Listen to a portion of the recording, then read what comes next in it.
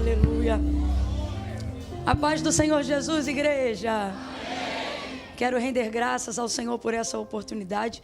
Eu estou me sentindo honradíssima de poder estar hoje aqui, nesses 17 anos de Fonte. Deus fez algo comigo que não são todos os dias que Ele faz, mas Ele me conduziu aqui de uma maneira que, em obediência, eu vou executar aquilo que Ele falou, porque Ele é o Senhor, né? Mas eu havia gerado muita expectativa para essa noite, e expectativa dentro daquilo que eu cria que o Senhor poderia falar em cima de alguma palavra que eu tivesse já algum domínio, algum conhecimento. Mas o Senhor me abriu a visão hoje aqui, e eu vi tantas águas, tantas águas, tantas águas. E acredite, numa visão aberta, enquanto eu falo com vocês, eu vejo águas e águas e águas. E águas e águas e águas e águas. Tem muita água aqui. E diante dessa visão, imediatamente o Senhor me saltou aos olhos algo que eu não havia programado. E talvez você pense, Camila, o que tem? Abra a Bíblia e pregue. Só que, humanamente falando, a gente percebe quando as pessoas geram uma expectativa em cima de um perfil de assertividade de mensagem que você entrega. Então, é um desafio humano. Mas o Senhor foi tão específico comigo, e Ele me levou a João, capítulo de número 4, quando Ele disse àquela mulher samaritana: pois aquele que beber da água que eu lhe der, brotar-se-á nele uma. E eu senti que Deus também quis homenagear a fonte nessa noite. João, capítulo de número 4, abra comigo sua Bíblia aí.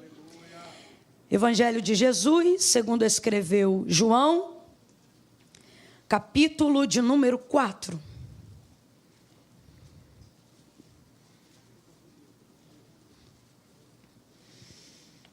Oh, aleluia! Aleluia, aleluia, glória a Jesus, aleluia, aleluia, aleluia, aleluia. Este é o dia que o Senhor fez, regozijemo-nos, alegremo-nos nele, aleluia. Até aqui nos ajudou o Senhor, oh, aleluia. Uns confiaram ao longo desses 17 anos em carros, outros em cavalos, e não estão aqui, mas nós estamos aqui porque fazemos menção do nome do nosso Deus. Ao longo desse período, certamente, uns encurvam-se, outros caíram, mas nós nos levantamos e estamos de pé. Glória a Deus! É motivo de muita celebração, aleluia. João, capítulo de número 4, versículo de número 6 em diante. Quem achou, diga amém. Estava ali a fonte de Jacó. Jesus, cansado da viagem, assentou-se junto à fonte. E Jesus, cansado da viagem, assentou-se junto à fonte. E era quase a hora sexta. Nisto veio uma mulher samaritana tirar água. Jesus lhe disse: dá-me de beber. Seus discípulos tinham ido à cidade comprar comida. Versículo 9. E disse-lhe a mulher samaritana: como sendo tu judeu, pedes de beber a mim, que sou mulher samaritana? Pois os judeus não se comunicavam com os samaritanos. Respondeu-lhe Jesus: se tu conheceras o dom de Deus, e quem é o que te pede, dá-me de beber, tu lhe pedirias, e ele te daria a água viva. Disse-lhe a mulher: Senhor, tu não tens com o que tirá-la, e o poço é fundo. Onde, pois, tem água viva? És tu maior do que o nosso pai Jacó, que nos deu o poço, do qual ele próprio bebeu, e bem assim os seus filhos e o seu gado?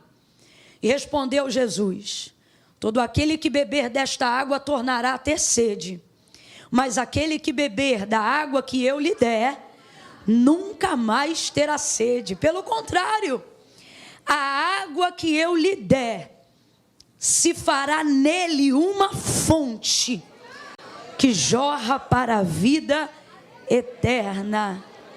Diga amém por essa palavra. Se assente glorificando a Deus aí nessa noite. Oh, aleluia.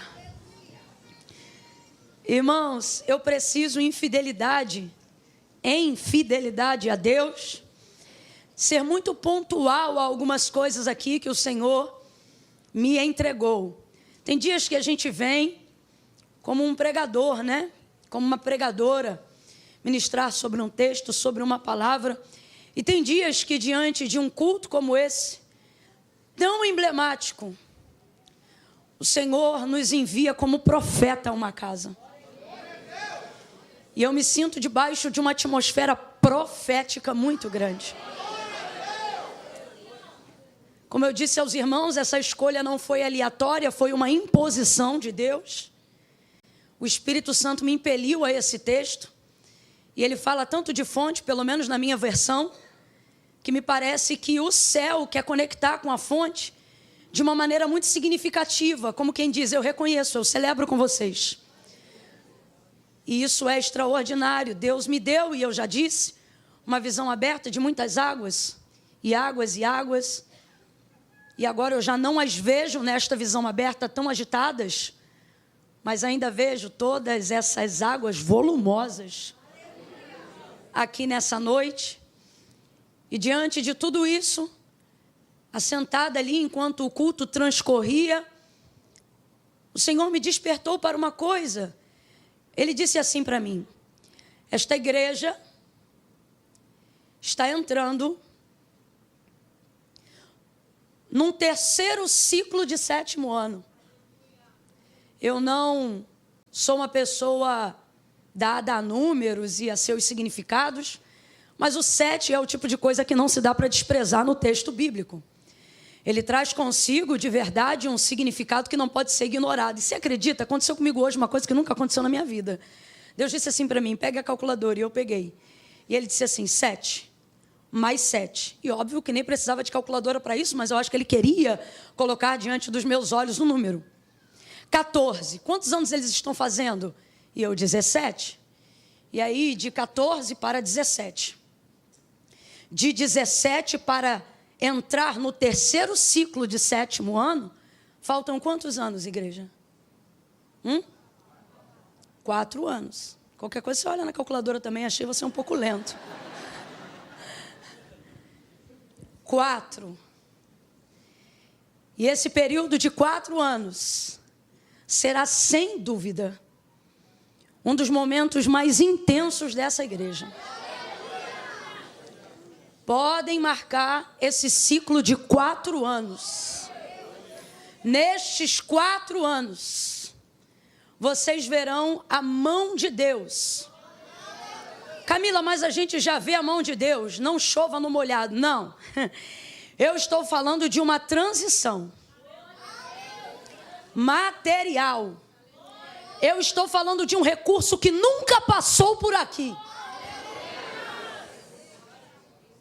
Essas águas que o Senhor me mostrava de maneira muito agitada dentro desta casa, era o Senhor movendo este lugar. Inclusive, Deus me falou algo, não conheço o projeto de arquitetura, de engenharia da igreja, o local para onde vocês irão, já me foi falado, mas eu não conheço o que vai fazer naquele chão, o que vai fazer naquele campo, de que maneira que vai abrir. Se tem algum projeto, eu ainda confesso que não vi, mas o Senhor me mostrou claramente que uma das coisas que Ele vai plantar lá é literalmente uma fonte muito grande. Deus me mostrou, Ele disse, ao ponto de que as pessoas vão querer visitar para conhecer, para ver. Eu vi claramente que os batismos que vocês fazem na piscina, eles eram feitos fora do templo, na parte externa da igreja, mas era uma coisa. Então, pastor Delano, eu não sei se isso já estava no projeto, mas o Senhor me mostrou categoricamente o batismo acontecendo ao ar livre, num lugar de fonte, com muitas águas, e não vai ser fácil não. Construir um negócio desse, numa estrutura dessa, Não sei se tem canal de água onde vocês vão fazer lá, mas o Senhor vai mandar muitas águas. Águas e águas. E eu via esse lugar tão bonito, gente, a ponto de gente que não é crente, tem nada a ver com crente, nem gosta de crente, dizendo assim, me leva lá para eu ver aquele negócio que falaram lá, que eu vi na foto. Sabe? Uma coisa tão linda, tão linda. E eu creio que assim como Jesus, muitos cansados da viagem vão descansar nessa fonte. Muitos que buscam a água viva serão atraídos ao cheiro dessas águas que vão jorrar. Nesse período de 4 anos, Deus vai fazer coisa que precisava de uns 8. Mas Deus está dizendo, vou eu mover em 4. Vocês vão ver coisas que nunca viram. Vão ver um mover sobrenatural. E é o Senhor movendo, viu? E aí eu não estou dizendo já que foi Deus que falou, foi meu coração que desejou. Se depois acontecer, está registrado, a gente cola na imagem. Mas eu preciso ser sincero, não posso dizer, assim diz o Senhor. Vou falar do que o meu coração desejou diante daquilo que eu vi. E mais impossível do que isso eu nem imagino. Mas eu falei, Jesus, já pensou se daqui a 4 anos, quando fechar esse ciclo de 7, que a gente está entrando agora, a gente já estiver nesse lugar que vocês estão orando? Não, olha aí para o teu irmão, que agora sou eu que estou falando. Olha para ele e diz assim, esquece. Que é isso, irmão? Aí o inimigo vai ficar tonto, até os amigos não vão entender nada. Vão dizer, o que houve? Porque o Senhor está preparando esta igreja para coisas muito maiores do que nós mesmos. Então é a sua mão, que vocês possam continuar mantendo essa integridade, mantendo essa reverência, e que o Senhor livre vocês de vocês mesmos. Olha assim para esse irmão que está do seu lado, diga assim, Deus te livre de ti. Porque a Bíblia diz que aquele que é de Deus o maligno não, mas de dentro para fora só a mão de Deus e o temor do Senhor pode te guardar. Então que o Senhor te livre de você mesmo, da vaidade de se achar melhor do que os outros, do orgulho da santidade, de achar que você é mais separado do que os outros. Que o Senhor te guarde de ti mesmo. Aleluia. Bom, o texto que nós acabamos de fazer menção nessa noite fala sobre a retirada de Jesus da Judéia, retornando para a Galileia. É interessante ver no ministério de Jesus, uma vez que é um ministério de tanto avanço, né, de tanta grandeza, perceber rotas de volta. Parece até que não combina na história de quem quer crescer, na história de quem precisa conquistar, na história de quem tem um prazo aparentemente tão curto para impactar o mundo, repetir ou retornar a rotas que já se passou, refazer coisas que já fez, voltar em lugares que já foi. Isso parece uma perda de tempo, parece uma coisa que não combina, mas a verdade é que quando você avança e você está em obediência, cumprindo aquilo que Deus falou, ainda que Deus lhe mande retornar a lugares que você já foi, a pessoas que você já conheceu, a verdade é que o lugar não é mais o mesmo, porque você não é mais o mesmo. Então é necessário, às vezes, que haja uma volta e um retorno, não para recalcular a rota. A gente tem que parar com essa ideia de achar que toda volta é um recalcular, de que toda volta é uma correção, de que toda volta é um retrocesso. Irmãos, debaixo de uma direção de Deus, até voltando a gente avança. Agar que o diga no deserto, quando fugiu de Sara, porque ela a espizinhava em razão da sua gravidez de Ismael, pensando que ia morrer naquele deserto, o deserto de Sur. Ela vai ver o Senhor, ela vai dizer, eu Roi, vi o Deus que me vê. Qual é a palavra que o Senhor vai entregar para ela? Perdão, a primeira ocasião é a do anjo. E qual é a palavra que o Senhor vai entregar para ela? Agar, volta pelo caminho que tu vieste, te humilha debaixo da mão da tua senhora. Agora veja, Deus foi com Agar, ele disse, olha, do menino que está no teu ventre, eu também serei com a descendência dele. Eu vou cumprir a palavra porque ele é da semente de Abraão e eu fiz com Abraão uma aliança. Então veja, deu um nome para o menino. Falou quem ele seria, como ele seria, falou sobre o tipo de vida que ele levaria, mas tudo isso não estava associado ao avanço de Agar, mas ao seu retorno à casa de Abraão. Ela não ficaria lá para sempre. Depois o Senhor iria cumprir a sua promessa, Gênesis 25, e 21, Sara iria dar à luz a um filho. E a própria Sara, dentro daquele novo contexto, ia pedir a Abraão que colocasse Agar para fora. E assim foi. Na primeira vez parada no deserto de Sur, teve que voltar. Mas na segunda vez despedida, acabou indo para o deserto de Beceba, que significa lugar de fonte, de poço, lugar de recomeço.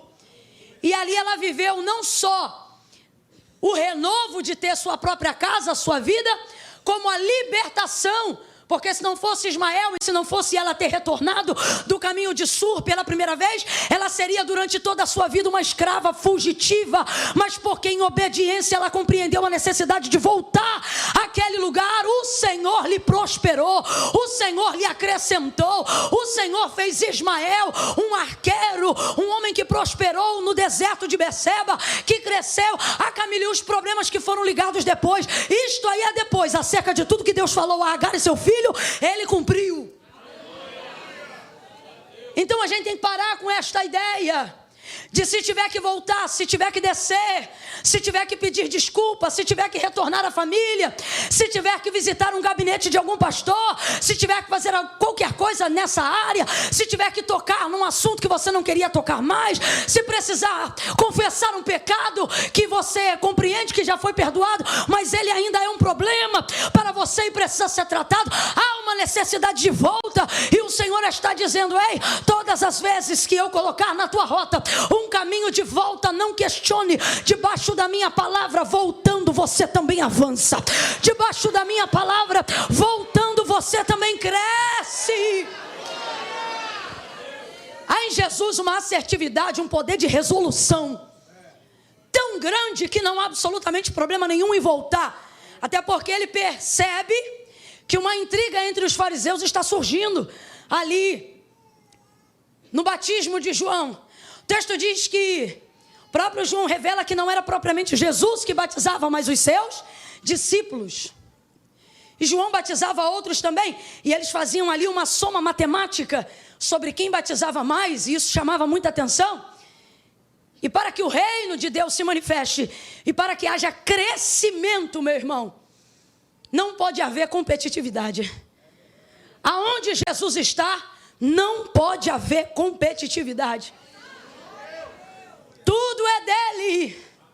Mas não é coincidência, veja, João coloca um contexto que aponta para a motivação de Jesus em deixar a Judeia e voltar outra vez para a Galileia. Quando os fariseus ouviram que Jesus fazia e batizava mais discípulos do que João, se bem que Jesus não batizava, e sim os seus discípulos, ou seja, ao ouvir isso, ele deixou a Judeia e voltou outra vez para a Galileia. Segunda característica, isso não é uma fuga, mas é uma estratégia.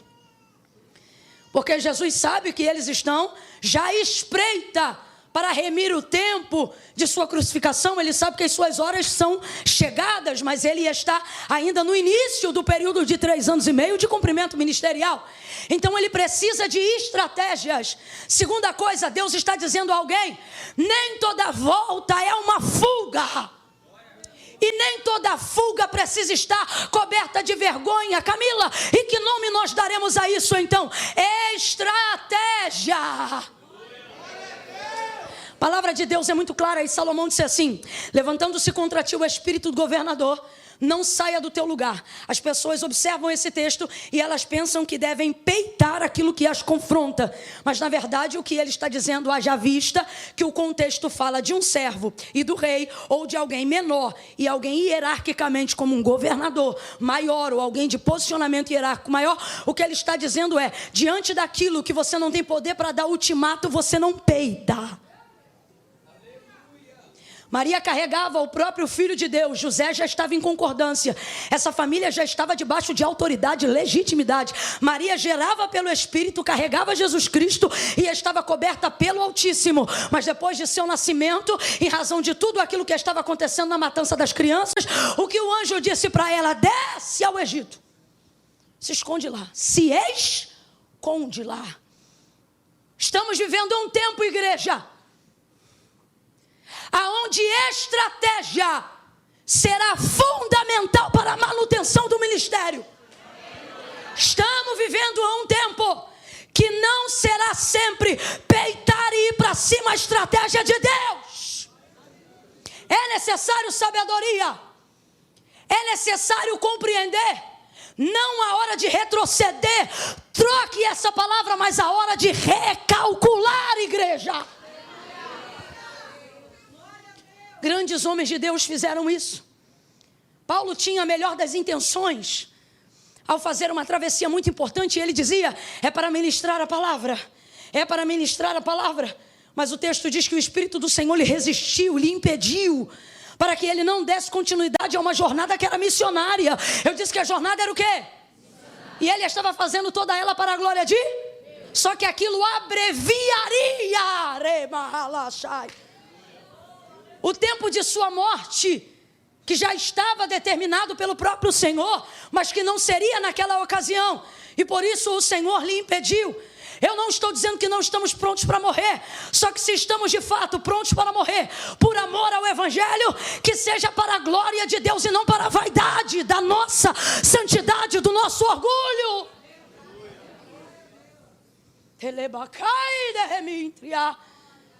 E eu acho fantástico, Jesus sendo filho de Deus e podendo trocar e alterar os fatos, se submeter a eles de maneira estratégica.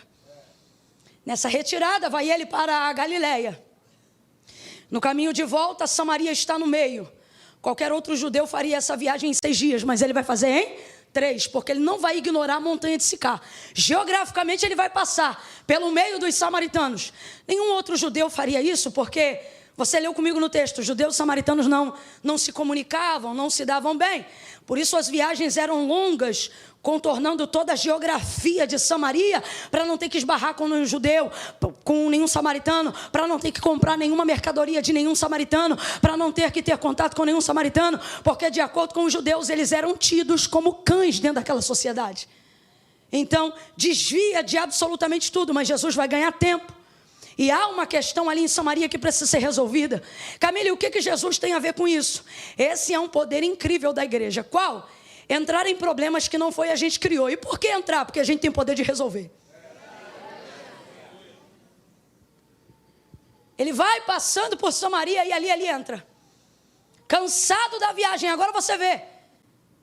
Era uma viagem que para chegar na Galileia, passando por dentro, durava 3 dias. Imagina então como seria a caminhada de quem fazia em 6. Oh, aleluia. As estratégias de Deus visam a otimização do nosso tempo. Deus nos reuniu aqui nessa noite e Ele está dizendo, não perca tempo. Não perca tempo.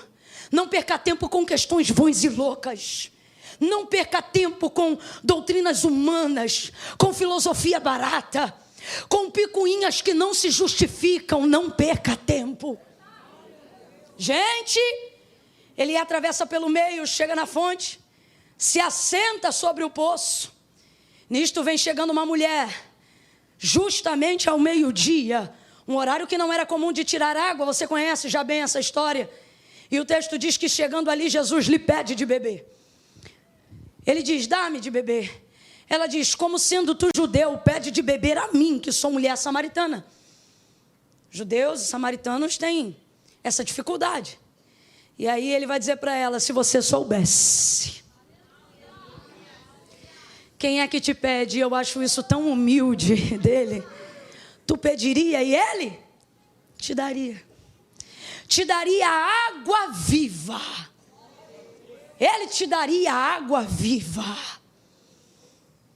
Aí ela já se quebranta e ela diz, mas Senhor, tu não tens com que tirar. O poço é fundo, como quem diz, agora eu vou te ajudar, porque se eu te ajudar, tu tem água viva. Aí tu vai me dizer onde é que está essa água viva e eu não vou precisar vir aqui. Porque você sabe que a vida dela era coberta de vergonha e ela não está pegando água no alto do sol do meio-dia porque ela quer, mas para se livrar do constrangimento de comentário alheio. Tanto é que depois da sua confissão e automática libertação, as pessoas vão ao encontro de Jesus porque ela não omite o encontro. Ela diz, ele falou tudo o que eu fiz. Todo mundo sabia da vida dela. Então, para fugir de tudo isso, alto do meio-dia, aí ela já começa a se quebrantar. E ela diz assim: Senhor, o poço é fundo, e eu estou vendo que o Senhor não tem nenhum recipiente para poder buscar.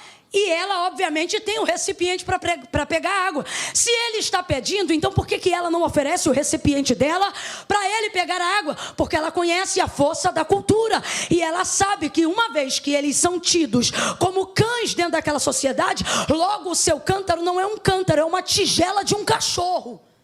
E um judeu jamais botaria a sua boca numa tigela de cachorro. É só você olhar para a sua situação. Por mais que você trate bem o seu cão ou o seu animal de estimação, ou até que você tenha certa compaixão pelos animais que estão na rua, você bebe água no cantil dele?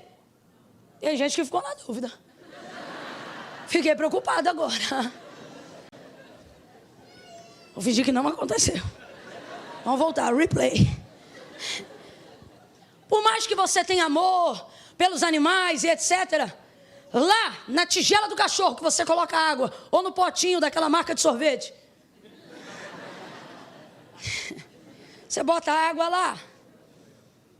Quando você está com sede, você bebe água lá? Entenda, porque isso aqui não é para forçar a barra. Dentro de uma literalidade cultural e contextualizada, para um judeu, pegar qualquer coisa de um samaritano era exatamente isso. Havia nojo, havia asco, havia repulsa, havia rejeição.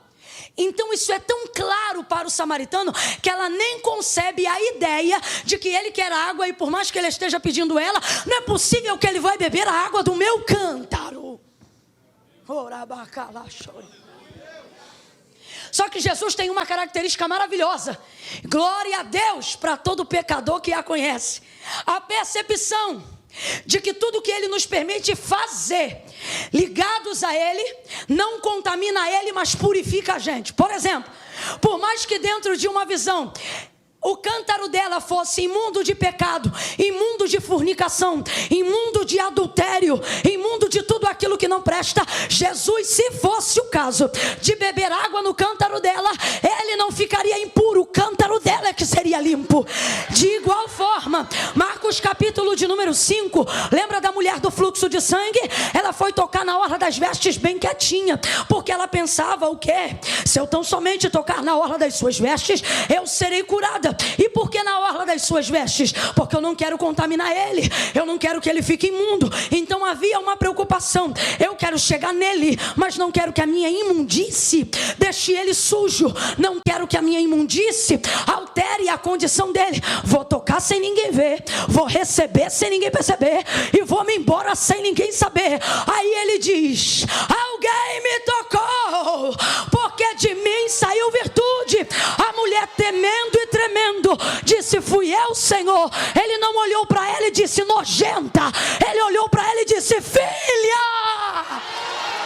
vai em paz, tua fé te curou. Na hora estancou no corpo a sua hemorragia, e ela ficou livre daquele flagelo. De acordo com a lei mosaica, óbvio, ela era uma mulher tida como imunda dentro daquela sociedade, por isso a preocupação. Mas quando ela tocou nele, responda aí, foi ele que ficou hemorrágico? Não, quando ela tocou nele, ela foi curada. Quando ela tocou nele, ela foi limpa. Pega na mão de alguém aí agora. Há muita graça de Deus sobre nós, não perca isso. Segure a mão de alguém aí agora. Não segura de qualquer jeito, não. Deixa essa pessoa perceber que parou do lado dela um homem de Deus, uma mulher de Deus, um profeta do eterno. Segure a mão dele, segure a mão dela e diga para esta pessoa: quando você se aproxima, tá fraco. Quando você se aproxima, por pior que seja seu cântaro, você fica limpo, e ele continua santo, santo, santo. A ele a honra, a ele a glória. Cordeiro de Deus que tira o pecado do mundo.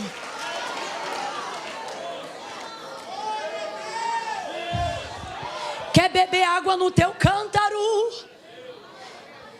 Ei, ei, ei, ei. Jesus quer beber água no teu cântaro. Jesus está sugerindo ouvindo que o que Ele quer fazer para se realizar vai usar você. Vou falar de novo. Jesus está dizendo que o que Ele quer fazer para se realizar tem nisto o seu uso, tem nisto o que você é, tem nisto a sua pessoa. Parece até uma coisa meio louca. Como é que a água viva senta em cima da fonte? Se você for olhar espiritualmente, é uma fonte sentada em cima de outra. Oh, meu Deus do céu. Está lá. Se você me pedisse, eu te daria, e daria mesmo. E esse é um dos textos mais incríveis para mim, dos primeiros milagres e cruzadas e libertações que Jesus realizou, porque ele fala de água o tempo todo. Ele fala de água o tempo todo. Ele fala de cansaço, ele fala de sede. Eles estão em cima de um poço, mas a última coisa que tem nesse texto, sabe o que é? Água. Ele chega falando de água, está cansado querendo água. Ela foi lá buscar água, ela também quer beber água, ela também quer levar água, eles conversam de água. No final ninguém bebe nada, sai todo mundo saciado. Oh, meu Deus do céu. Aleluia, aleluia.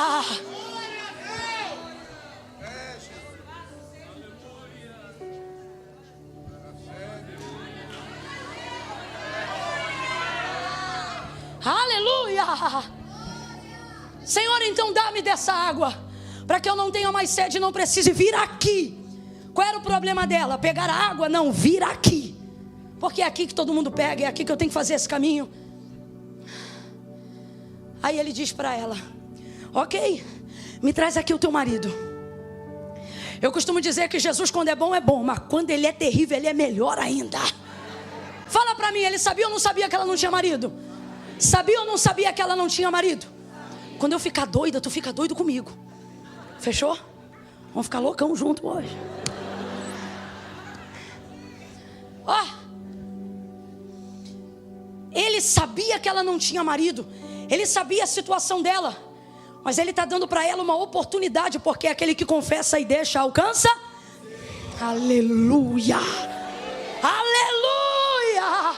Aleluia.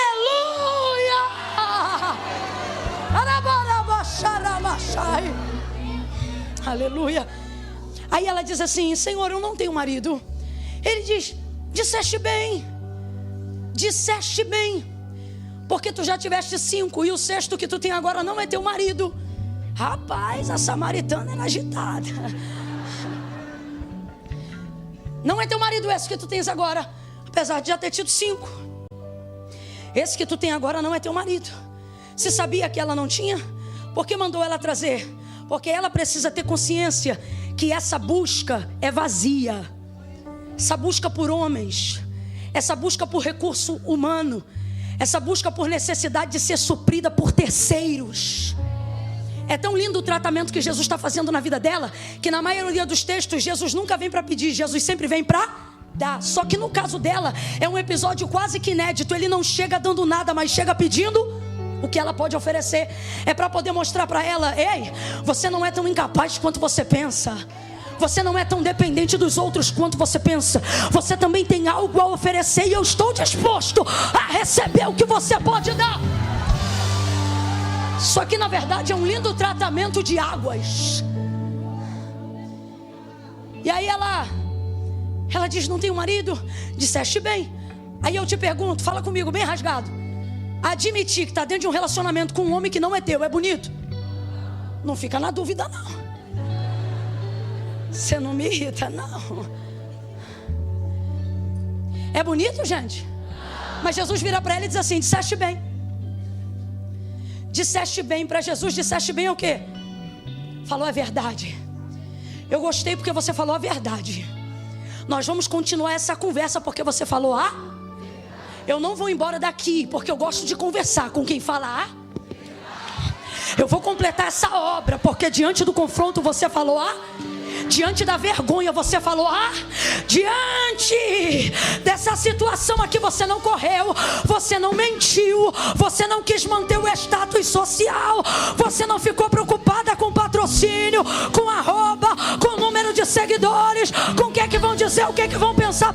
Eu vou continuar essa conversa contigo aqui, porque você falou a verdade. Agora vamos embora falar. Mais suja do que ela era difícil, mais complicada do que ela era difícil, mas Jesus desenrola mó papo com ela lá. E eu acho isso incrível, porque tinha tanto doutor na sinagoga com quem Jesus poderia debater uma tese, tanto catedrático, tanta gente poderosa com quem ele poderia conversar, mas ele não dedicou nem 5 minutos aos fariseus. Quando Herodes quis conhecê-lo, ele disse: fala para aquela raposa, que eu não vou dedicar tempo para ela não, estou parafraseando. Veja, com pessoas que aparentemente eram extraordinárias, mas eram hipócritas, Jesus não deu nem 1 minuto de atenção, a não ser que fosse para repreender, conversar numa boa. Agora essa mulher, toda alanhada pela vida, ele fica lá com ela. Os discípulos chegam, olham e ficam: o que está rolando ali? Porque ela falou A? Porque ela falou A? Sim, nossos pecados nos separam de Deus, mas é a nossa hipocrisia em confessá-los que nos mantém distante. Se nessa noite você falar A, Jesus não vai se ausentar dessa conversa até completar a obra na tua vida. Jesus não vai se ausentar da tua família até transformar os teus filhos. Jesus não vai se ausentar da tua vida até moldar o teu caráter.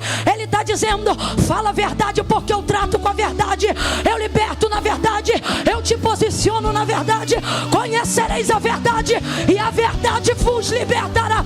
Fala a verdade. Eu vou contar de 1 a 3, você vai olhar para alguém e vai dizer para esta pessoa: fala a verdade. Prepara aí. É 1, é 2, é 3. Diga a verdade.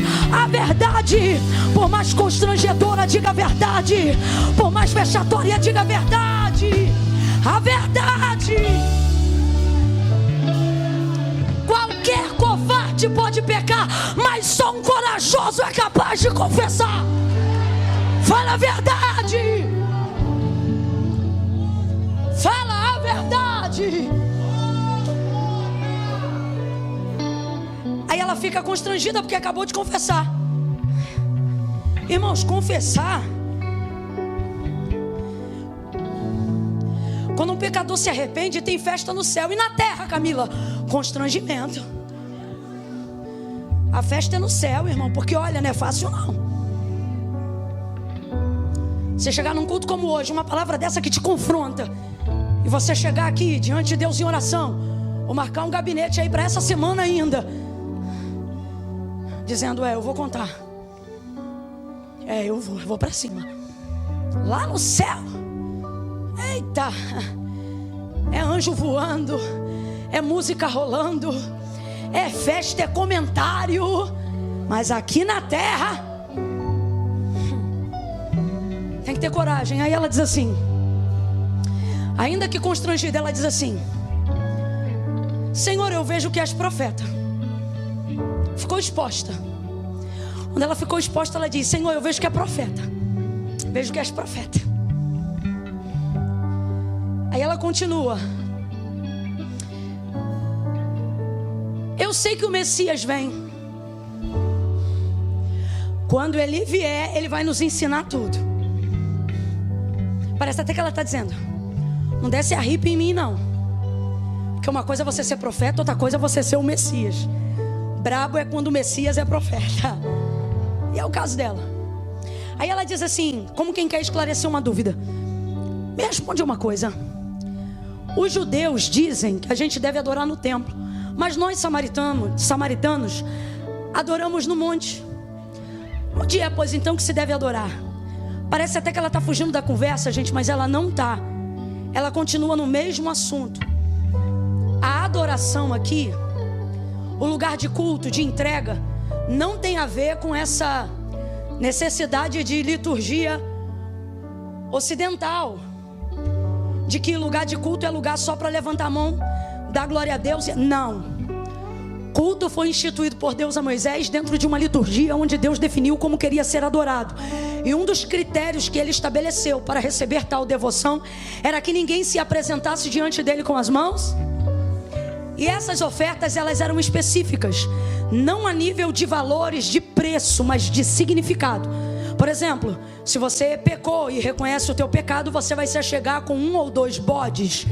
Se for ações de graças e você não tiver dinheiro, você pode trazer alguns cereais específicos, algo que não custa muito caro, apenas uma procura e não necessariamente um preço, para que todos fossem colocados de maneira igualitária no culto como adoradores.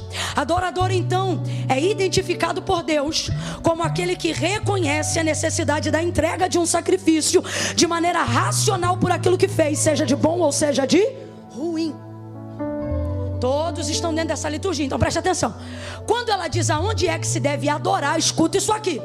O que ela está na verdade perguntando é: aonde eu levo oferta para a expiação desse pecado que eu acabei de confessar? Para o meu perdão ser legitimado, para Deus receber, eu vou para o templo ou eu vou para o monte? Agora abre um parênteses. Ela sabe que no templo ela não entra, porque ela é uma mulher e porque ela é samaritana. Então na verdade o que ela está dizendo é o seguinte: Senhor, eu estou numa sinuca de bico, porque os judeus dizem que a gente nunca vai ser perdoado, porque o único lugar de receber perdão é em Jerusalém, no templo. Completa aí para mim, por favor. É em Jerusalém, no... E eles dizem que a gente faz tudo errado adorando aqui no monte, porque o monte foi um jeitinho que eles criaram depois que pecaram, haja vista que não podiam mais entrar no... Quem não pode se submeter a um sacerdote verdadeiro rapidamente cria um meio falso. E foi isso que os samaritanos fizeram. Então olha o dilema dela: eu quero confessar, eu quero zerar isso na minha vida, mas como é que eu vou fazer isso? Eles dizem que a salvação é lá, nós só temos essa possibilidade aqui. Aí Jesus aperta o ciclo dela. Você sabe por quê? Ele diz assim: tu sabes que a salvação vem dos judeus. O que ele está respondendo? Óbvio que o Messias vem de lá, mas o que ele está dizendo acerca do que ela perguntou? Para ser recebido o teu sacrifício e o perdão liberado, você teria que levar essa oferta, ou seja, essa adoração no templo. Mas ele sabe que no templo ela não entra, mas ele continua. Quando ele diz que para receber deveria ir para o templo, o que ele está dizendo é o quê? Para receber teria que ir no templo, mas no templo você não entra. Se é no templo o lugar certo de sacrificar, o que ele está dizendo é: no templo você não entra e no monte é Deus que não recebe. Então olha a luta dessa mulher. O desejo de arrependimento é verdadeiro, mas a entrega está inviabilizada, porque no templo ela não entra e no monte é Deus que não recebe. Vou falar de novo: no templo ela não entra e no monte é Deus que não recebe. Existem pessoas com desejo de perdoar, de serem libertas de verdade, mas falta às vezes alguém para apontar o caminho da retidão.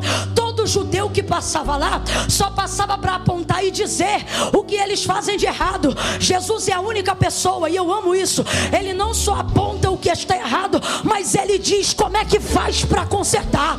E aí ele vai dizer para ela: mulher, crê que a hora chegou, ela já vem e fala contigo agora, em que os verdadeiros adoradores não adorarão nem no templo e nem neste monte, porque Deus é Espírito, e convém que em Espírito ele seja adorado. Aí ela diz: quando o Messias vem, ele vai nos ensinar isso. Ele diz: sou eu que falo contigo agora. Jesus não está quebrando a lei, não, Camila, não, acredite, ele nunca quebrou a lei. Veja, para o seu perdão ser legítimo, do que ela precisa? De um sacerdote. Está diante dela o sumo. Segunda coisa, do que ela precisa? De um altar. Ora, não está Jesus assentado sobre a fonte de Jacó? Do que ela precisa? De um animal, de sangue. Ora, não é ele o cordeiro imaculado? Você precisa de um sacerdote, minha filha, eu sou o sumo. Você precisa de um altar, eu sou o Deus de Abraão, de Isaac e de Jacó. Está aqui o memorial. Você precisa de sangue, eu vou evidenciar lá na cruz, mas eu abro uma exceção para a sua recepção aqui agora, porque Deus é Espírito. Ele perdoa, Ele libera ela entende a graça que lhe é revelada naquela hora.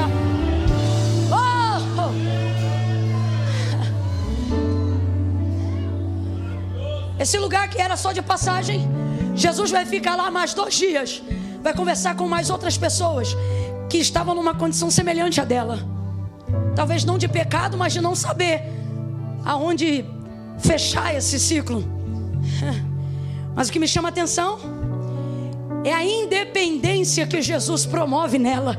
Quando diz: aquele que beber da água que eu lhe der, brota-se-á nele uma fonte que vai jorrar para a vida eterna.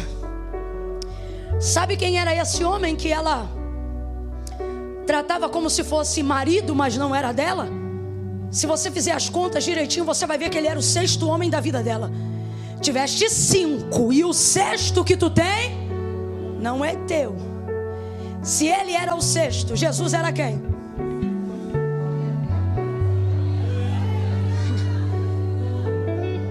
Saiu uma rede social nova esses dias e aí todo mundo começou a dizer: eu tô vendo o símbolo 666, a besta e etc. E eu não ignoro nenhuma dessas possibilidades, porque o diabo não esconde mais nada nesse tempo presente. E eu me lembro que eu até brinquei e eu falei assim: eu não vou sair de lá não, por causa disso não.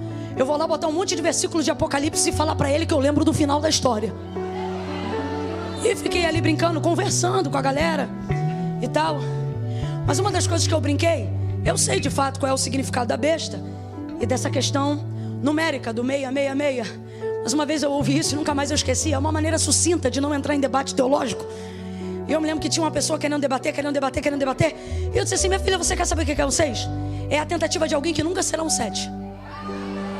É meia. 7 não vai ser nunca.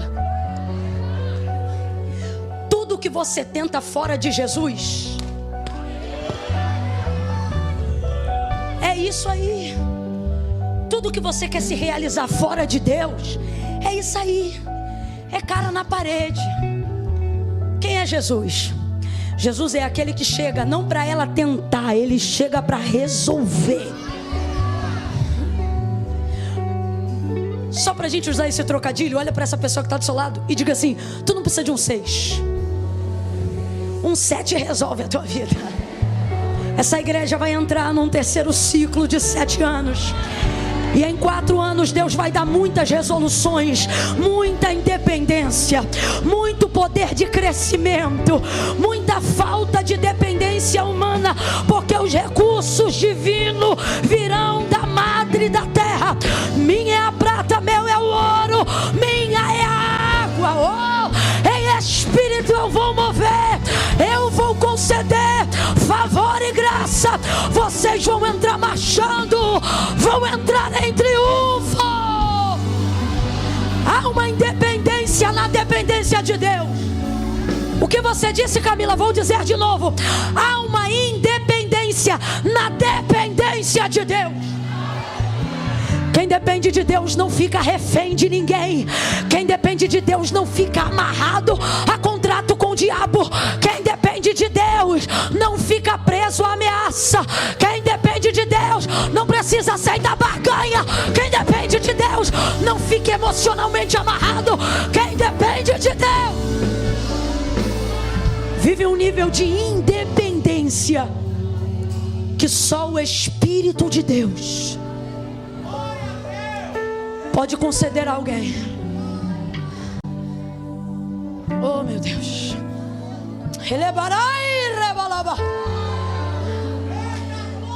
João capítulo de número 15. Meu pai é o agricultor, eu sou a videira, disse Jesus. Vocês são as varas. Toda vara que estando em mim e dá fruto, essa eu podo para que ela dê mais fruto. A poda é só para quem frutifica. O confronto é só para quem frutifica. A confissão é só para quem não desistiu de frutificar. Eu podo para que ela dê mais fruto. Agora, toda vara que estando em mim, completa aí para a gente encerrar junto. Toda vara que estando. Aí ele vai falar de uma segunda categoria de vara, mas essa segunda também está nele. Toda vara que estando em mim não dá fruto, essa eu não podo não, essa eu corto, lanço no fogo, lanço fora para ser queimada. Aí ele continua: se vós estiverdes em mim e as minhas palavras estiverem em vós, pedireis o que quiserdes. E eu não vou estudar sobre isso, eu não vou fazer uma reunião sobre isso, eu não vou levantar um conselho sobre isso. Irmãos, está na palavra, Jesus não mente. E foi Jesus que disse: se vocês estiverem em mim, as minhas palavras estiverem em vocês, se vocês permanecerem em mim, pedireis o que quiserdes, e o meu Pai vos concederá. Ouça isso, ouça isso. Como pode, se o agricultor é Deus, se a videira é Jesus, e se todas as varas estão sendo cuidadas pelo mesmo agricultor, alimentadas pela mesma vide, se mantendo dos mesmos nutrientes, por quê?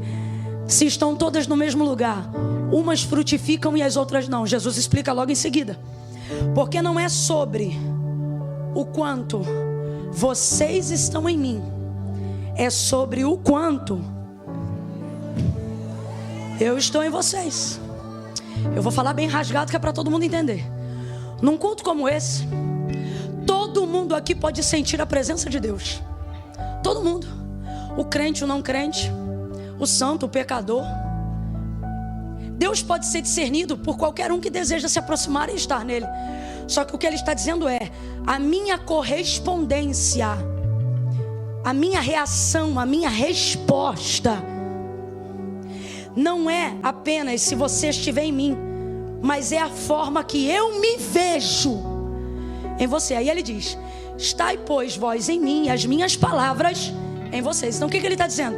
A única maneira de eu me identificar em você é se eu perceber que em você está a minha palavra. Se a minha palavra estiver em você, eu vou me ver em você, Deus me verá em você.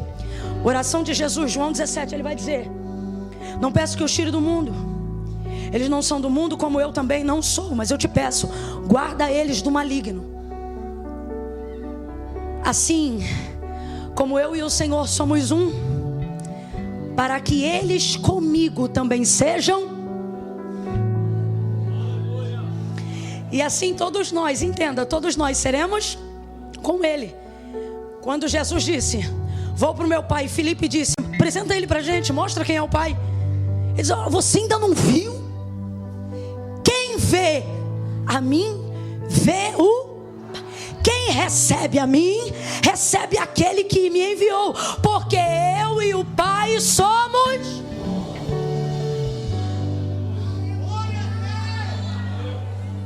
Pode ser o mais vil pecador, pode ser o pecado mais imoral que te envergonha. Se você decidir reconhecer, confessar, se manter pelo que diz a palavra e não pelo que diz sua consciência, pelo que diz a palavra. Porque tem muito crente que não está vivendo a fonte de vida eterna, não está se tornando as águas que o reino de Deus tem para jorrar em você, porque se tornaram servos da sua consciência e não da palavra de Deus. Você virou carcereiro de si mesmo. O que permanece em você são seus julgamentos e não o que Deus disse a seu respeito. Estai, pois, em mim, e se as minhas palavras estiverem em vocês, vai dar certo. Não há nada que vocês peçam ao Pai que Ele não vai fazer. Porque quando Ele olhar para você, Ele não vai ver você, Ele vai me ver em você. Essa mulher vai virar fonte. Completa aí para mim, essa mulher vai virar? Essa mulher vai virar? Por quê? porque ela recebeu a palavra dele e permaneceu nela, ao ponto que ela chamou outros para também serem ministrados. Diga para mim, ela foi perdoada, sim ou não? Foi liberta, sim ou não? Provavelmente uma das maiores pregadoras de Samaria, sim ou não? Ela deveria te contar para todo mundo o que aconteceu. Então diga para mim, ela voltou de novo para aquele poço, sim ou não? Ficou na dúvida? Gente, a água que Jesus dá lava a alma, lava caráter, lava a mente, lava a consciência, só não lava a roupa. Não faz comida. Então vou perguntar de novo. Ela voltou de novo àquela fonte, sim ou não? Sim ou não? Porque da água que eu der e você beber, brota-se a uma fonte, mas não é para lavar roupa. Então ela voltou àquele lugar e não havia mais problema em fazer aquele caminho. Consciência foi restaurada, a alma foi lavada.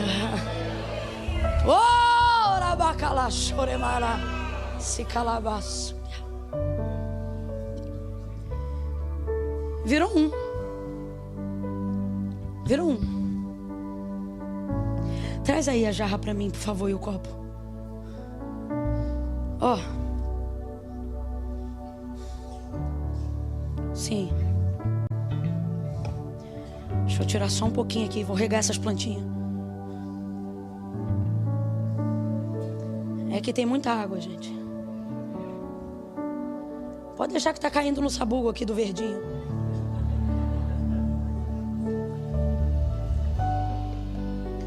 Olha como é que a gente chega.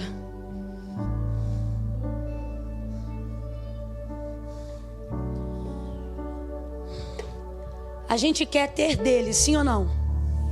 Aqui está ele e aqui estou eu. Quem é esse aqui? Isso, fala que é um copo só para você ver. Quem é esse aqui? Isso. Quem recebe o Pai recebe o Filho. Quem recebe o Filho recebe o Pai, porque ele e o Pai são. Todo aquele que estiver eu nele e ele em mim também vai se tornar comigo. Então quando o Pai olhar para você, ele não vai ver você, ele vai ver quem? Só que está havendo uma limitação nessa entrega. E é sobre isso que Jesus nos trouxe hoje aqui. Eu quero fechar exatamente aqui.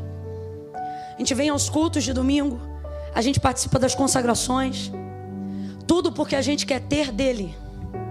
Só que se eu te disser que Jesus não te chamou para ter dele, te chamou para ser dele.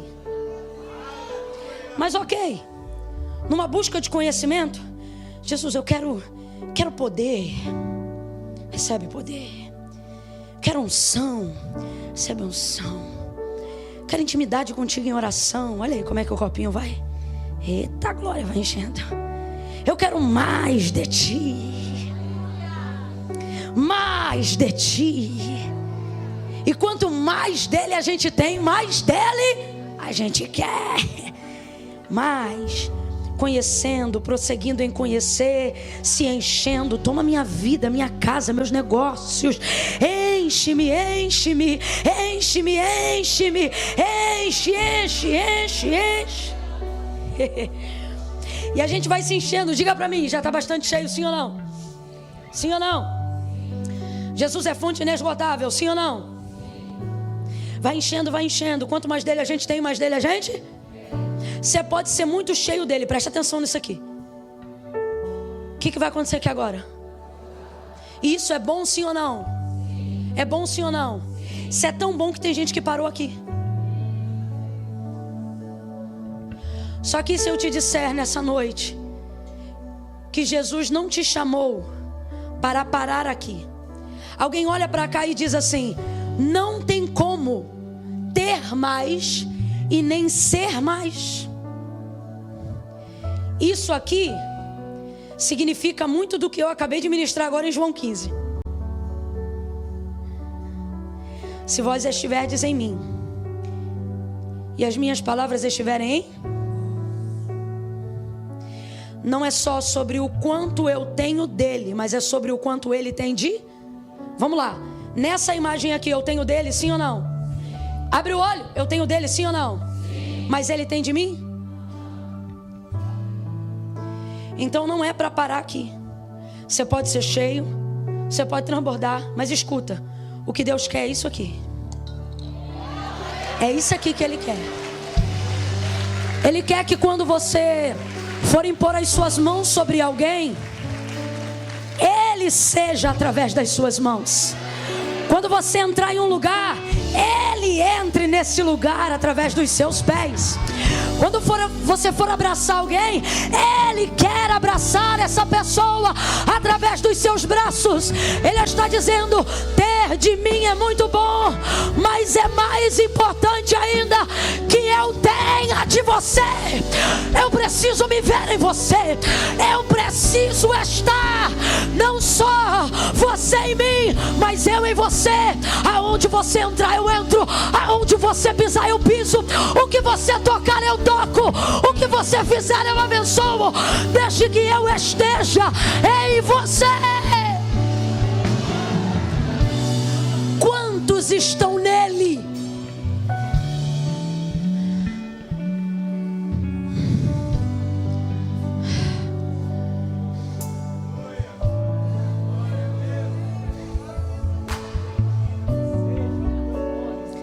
A vara que frutifica, está nele, sim ou não? E a que não frutifica, está nele, sim ou não? Então quantos estão nele? Mas por que aqui não frutifica? Ele corta e lança no fogo. Porque não é sobre todos vocês estarem em mim, é sobre eu perceber se eu estou em vocês. E a única maneira disso acontecer é se vocês viverem as minhas palavras. Fica de pé do teu lugar em nome de Jesus. Feche os teus olhos, curve a sua cabeça agora. Não perca essa oração por nada. Pai, em nome de Jesus, eis-me aqui. Fala isso para Ele. Eis-me aqui. Eis-me aqui porque preciso conhecer mais de Ti. Quero mais de Ti. Mas Pai, meu maior desejo não é só que eu Te veja, mas é que o Senhor se veja em mim. Se veja nas minhas ações, se veja nas minhas atitudes. Ah, Senhor, que esses 5 meses que faltam para terminar o ano de 2023 seja um período de poda. Oh, poda! Vai, Senhor, podando, para que possamos dar mais frutos, para que possamos permanecer em Ti pelos motivos certos. Vai passando a Tua poda, Senhor. Não só aqui, Senhor, na sede, mas em todo o ministério da fonte. Vai passando a Tua poda, Senhor. Vai passando a Tua tesourinha. Vai ajeitando, vai dando forma, vai fortalecendo a identidade. Eu oro por esta igreja, para que eles permaneçam em Ti e a Tua palavra permaneça neles. E quando tu olhares para a vitória, tu se veja em vitória. Quando tu olhares para as nações, tu se veja nas nações. Que nós sejamos o reflexo, a manifestação do Teu querer e da Tua presença. Nós oramos assim, Senhor. Em gratidão nós Te suplicamos. Preferimos ser podados em Ti do que abraçados pelo mundo. Preferimos ser confrontados por Ti do que envergonhados pelo inferno. Nós preferimos, nós desejamos, porque sabemos que Tu disciplina, castiga, corrige todo aquele a quem o Senhor ama. Poda, corrige, disciplina, mas não nos deixa sair da videira. Faz jorrar a água, nos dá independência das malignidades do mundo e dos homens, na dependência que estamos construindo em Ti. Essa é a nossa oração nessa noite, Senhor. Mais de Ti e menos de mim. Mais de Ti e menos de mim. Mais da Tua vontade, menos do meu querer. Mais da Tua palavra e menos dos desejos infundados. Em nome de Jesus, Pai. Quem concorda, diga.